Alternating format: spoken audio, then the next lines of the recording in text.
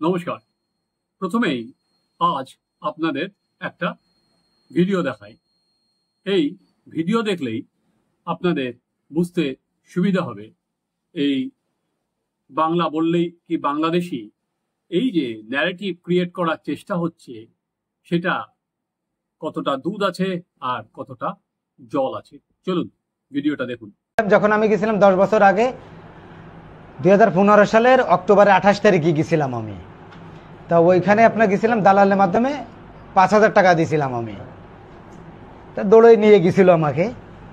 তা যাওয়ার পর ওইখানে কাজ করতেছিলাম। আমার আব্বা কার্পেন্টারে কাজ করতো। তারপরে ওইখানে আব্বা কার্পেন্টারে কাজ করতে করতে আমি ভাষা জানতাম না। তো ওখানে ভাষা না জানলে ওইখানে আমি 50 টাকা করে দিহাড়ি দিচ্ছিলাম, কাজ করতেছিলাম স্টার্টিংয়ে।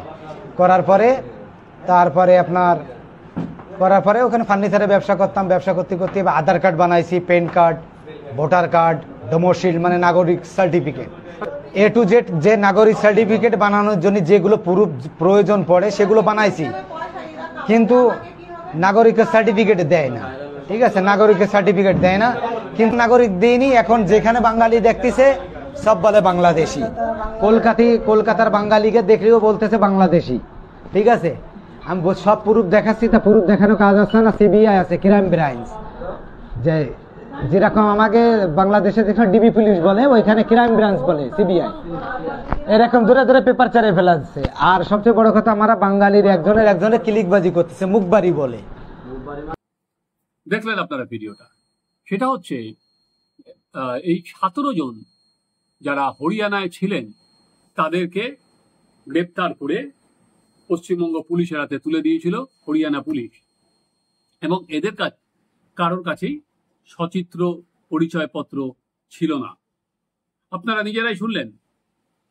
ওই ব্যক্তি তিনি নিজেই বলছেন যে 2015 সালে তিনি এ রাজ্যে প্রবেশ করেছিলেন এবং তারপর তিনি সব পরিচয়পত্র যেভাবে হাসিল করার সমস্ত পরিচয়পত্র তিনি সেভাবেই পেয়েছিলেন।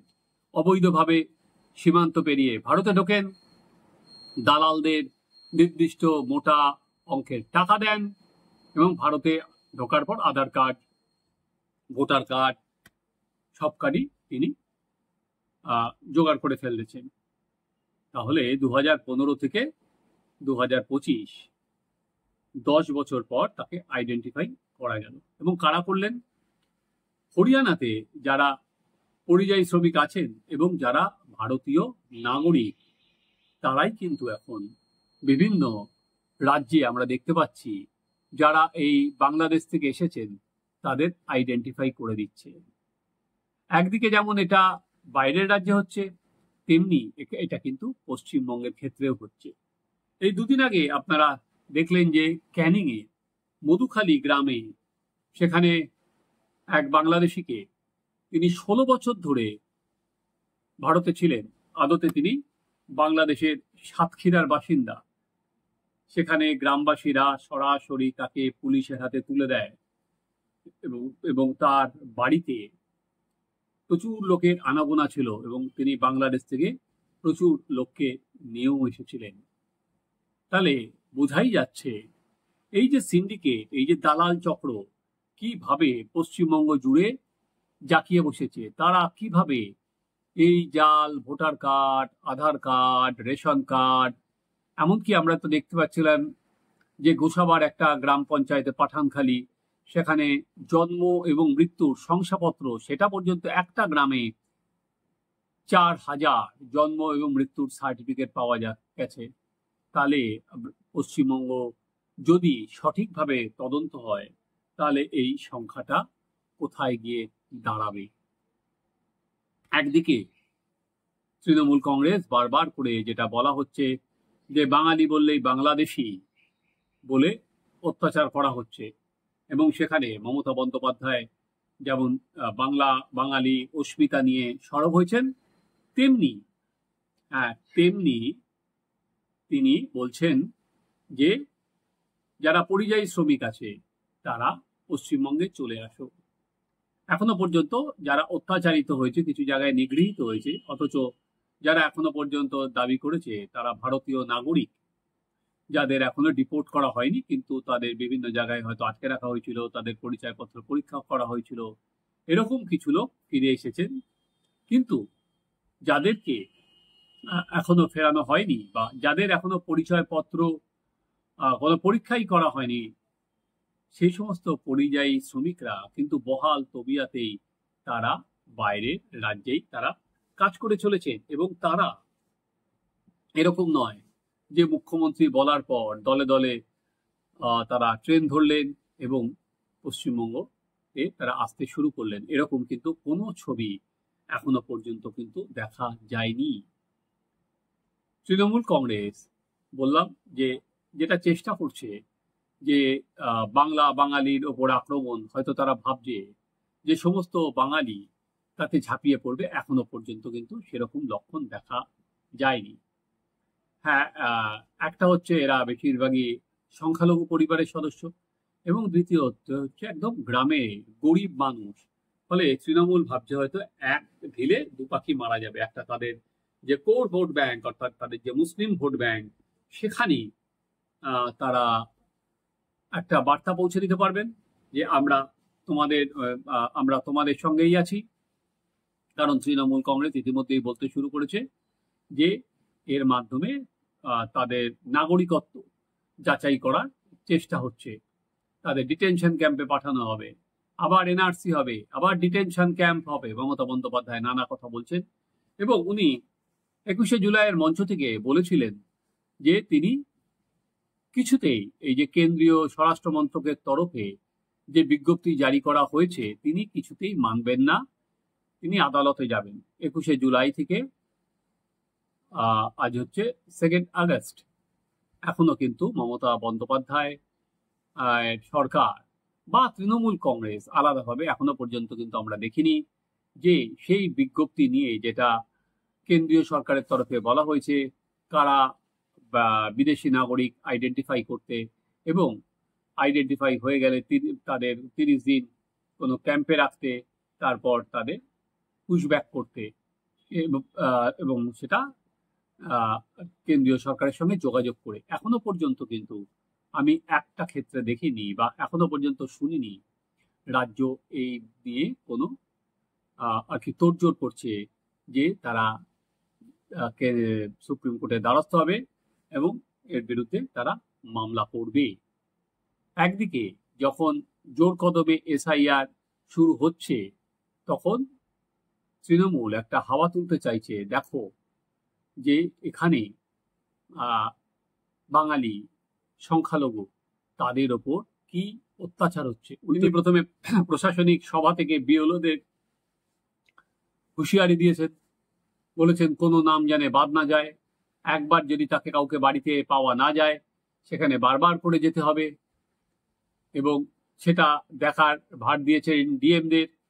এরপর ডিএমদের নবান্নে ডেকে পাঠিয়ে তাদের কিন্তু নির্দিষ্ট করে বলে দেওয়া হয়েছে কারো নাম যাতে বাদ না দেওয়া হয়। কারণ বিহারে আমরা দেখেছি 35 লক্ষ লোক, অর্থাৎ পরিযায়ী শ্রমিক, এই 35 লক্ষ পরিযায়ী শ্রমিক অন্যত্র গিয়ে তারা পার্মানেন্টলি থাকেন, সেই জন্য তাদের ভোটার তালিকা থেকে নাম বাদ গেছে। এটা পশ্চিমবঙ্গের ক্ষেত্রে কত হবে? কারণ এই পরিযায়ীরা হচ্ছে তৃণমূল কংগ্রেসের অন্যতম ভোট ব্যাংক। এবার আপনাদের মনে হতেই পারে যে এরা তো বাইরে থাকে, ভোটের সময় কি দলে দলে আসে? না, ভোটের সময় এরা দলে দলে আসে না, কিন্তু এদের ভোটার কার্ড অনেক সময় আগের জামানাতেও থাকতো, এখনো থাকে, যে পার্টি অফিসে থাকে, সেখানে গিয়ে তাদের ভোট পড়ে যায়। এবার সেই নামগুলো যদি ডিলিট হয়ে যায়, যদি বাদ দেওয়া হয়, তাহলে কিন্তু প্রচুর পরিযায়ী শ্রমিকের নাম বাদ যাবে। বিহারের তালিকায় এখনো আমরা কিন্তু দেখিনি যে এসআইআরটা হচ্ছে, কোন অনুপ্রবেশকারী বলে কারোর নাম বাদ গেছে। সেখানে কিন্তু এখনো মৃত, অন্যত্র চলে গেছে, একাধিকবার নাম উঠেছে, গিয়ে খোঁজ পাওয়া যাচ্ছে না, এই সব নামগুলোই আছে। কিন্তু বাংলাদেশি বলে, বাংলাদেশ থেকে এসেছে বলে, আধার কার্ড জাল করা হয়েছে বলে এবারও কিন্তু বিহারের তালিকায় একটা নামও নেই, যেখানে পশ্চিমবঙ্গে সেটা ভুরি ভুরি যার অভিযোগ আসছে। তাই পশ্চিমবঙ্গের ক্ষেত্রে বিহারে যে খসড়া ভোটার তালিকা সামনে এসেছে সেটা 65 লক্ষ নাম এখনো পর্যন্ত বাদ গেছে। 1 মাস সময় আছে, যদি কোনো কারো নাম বাদ চলে যায় সে নাম তুলতে পারে। সেটা পশ্চিমবঙ্গের ক্ষেত্রে ঠিক কোথায় দাঁড়াবে? তখন এক পিঠে আমরা যখন দেখছি বাংলা বাঙালির অস্মিতা নিয়ে কথা হচ্ছে, অন্য পিঠে যারা বাংলাদেশে যাচ্ছেন তারাই কিন্তু স্বীকার করছেন যে না, আমরা ভারতে বসবাস করছিলাম এবং সেখানে আমরা জাল আধার কার্ড, জাল ভোটার কার্ড, সমস্ত পরিচয়পত্র বানিয়েছিলাম। এরপর ধরা যাক কি কোনো রকম তদন্ত হবে যে কারা এই জাল ভোটার কার্ড বানিয়ে দিল, এই জাল দালাল চক্র কারা, সেটা হওয়ার সম্ভাবনা একেবারেই নেই। বরং সঙ্গে সঙ্গে শাসক দল বলতে শুরু করবে, দেখো এটা তো বিএসএফ এর দায়। আমি না, হ্যাঁ ঠিকই, বিএসএফ কেন ধরতে পারেনি? যতই বিজেপি বলুক যে 500 কিলোমিটারের ওপর তাদের জমি দেয়নি, কিন্তু এই বেআইনি অনুপ্রবেশে বিএসএফ কিছু জানে না, এটা মানা খুব শক্ত, কারণ বিএসএফও কাঠগোড়ায় আছে। তো তারা যদি ঢুকেও থাকে তাহলেও পুলিশের রেসপন্সিবিলিটি থাকে। পুলিশের রেসপন্সিবিলিটি থাকে যখন এই জাল কার্ড বানানো হয়। আমরা বহুবার ধরে দেখেছি যে জাল আধার কার্ড হচ্ছে, কিন্তু ধরাও পড়ছে, কিন্তু জাল চক্র সেটা কি ভাঙার চেষ্টা হচ্ছে?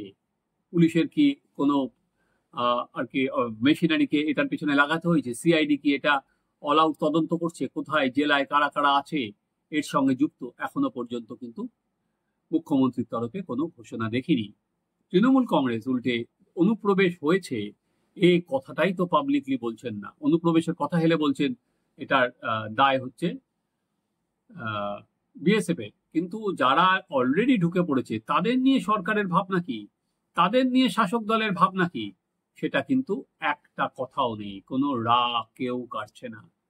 কিন্তু সময় যত গড়াচ্ছে এই ছবিগুলো কিন্তু সামনে আসছে। বাংলা বা বাঙালি একথা বলার পরেও যে এখানে বাংলা বললেই যে তারা সবাই বাংলার বাসিন্দা নয়, একথা বারবার করে প্রমাণ হচ্ছে।